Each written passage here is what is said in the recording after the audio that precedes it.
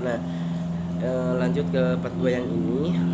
Jadi pas aku langsung tanya, karena aku tanya langsung ke aku WA ke adeknya, dia bilang keadaan dia sekarang gimana, kata aku kan. Terus dia bilang eh, dia bengong dengan tatapan kosong, terus nggak bicara, sebisa nggak sama sekali nggak berbicara, kata dia kan, kata adeknya begitu. Kata aku tuh, terus kayak gimana, masih bisa masuk nasi enggak, aku bilang. Nah, nasi masuk, masuk nasi pun enggak. Terus biasanya kalau di itu kan suka diimpus tuh, yang sakit yang pertama itu kan diimpus langsung baik-baik aja, langsung nggak apa-apa, karena memang dia lagi kurang darah kan.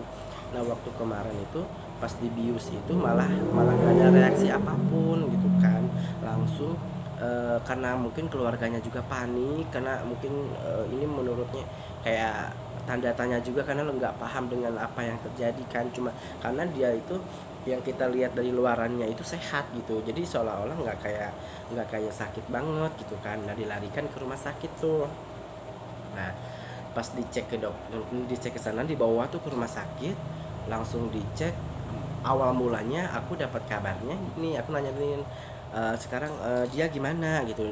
Kata adanya dibawa ke rumah sakit. Nah, pas dia langsung bilang ternyata dia itu kena, awal mulanya radang otak, belum jelas ya, radang otak. Aku langsung kaget, radang otak gimana maksudnya, iya begitu. Nah, terus udah gitu beberapa, aku langsung bilang lagi, tapi masih bisa ngobrol kan, masih bisa makan gitu kan. Terus kata adinya begini, boro-boro ngobrol, boro makan, orang si AA si di dia koma, kata dia.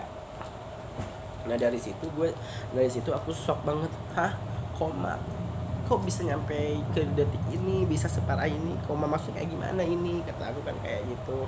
Terus dia bilang ternyata karena kondisi dia lemah, kondisi dia tuh lemah banget, jadi bukan koma dari awalnya, dikomain sama dokternya, karena keadaannya dia itu lemah banget, takutnya kalau posisi sadar dia makin parah gitu.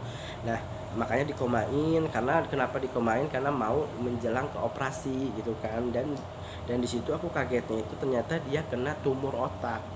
Nah, selama tumor otak, dari situ aku lebih panik lagi. Aku bilang, kok kok jadi public gini, jadi pokoknya campur aduk banget. Nah, aku masih aman-aman aja, masih biasa aja. Pas udah 3 hari di komain itu, mau menjelang operasi tuh, waktu itu hari Senin kemarin tuh mau menjelang operasi. Pas mau dijelang operasi, keadaan dia tuh makin lemah, dan malah ini apa namanya, nggak jadi dioperasi, dan malah koma beneran sampai sekarang. Udah 8 hari dia nggak bangun, nggak sadar-sadar, koma gitu kan. Nah, dan lebih lebih lebih apa lagi ya, lebih menurut yang lebih ini lagi, ada kabar lagi dari jadi alat-alat itu udah nggak berfungsi yang buat ke tubuh dia, kabel-kabel gitu, alat-alatnya itu. Dan dibilangnya itu otaknya udah mati, dari yang ke bawahnya juga udah mati. Ya, dari situ aku, ya Allah kok gini banget ya.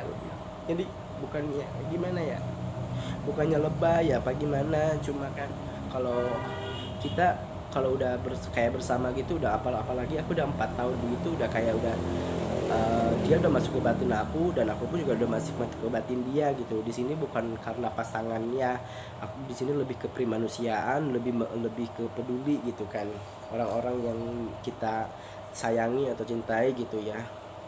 Nah, udah gitu, nah, kemarin aku nanya kabar lagi, gimana, ada kabar perkembangannya enggak. Dan ada yang dibilang lagi nggak ada perkembangan sama sekali. Aku selalu berdoa, aku sholat, berusaha, aku berdoa, ya Allah tolong jangan mau cabut penyakit, segala semua penyakitnya kan, kayak seperti itu.